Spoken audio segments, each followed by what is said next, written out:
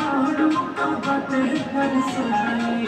काहे तो हर भोरे से लट कर बनू ना हो लट कर बनू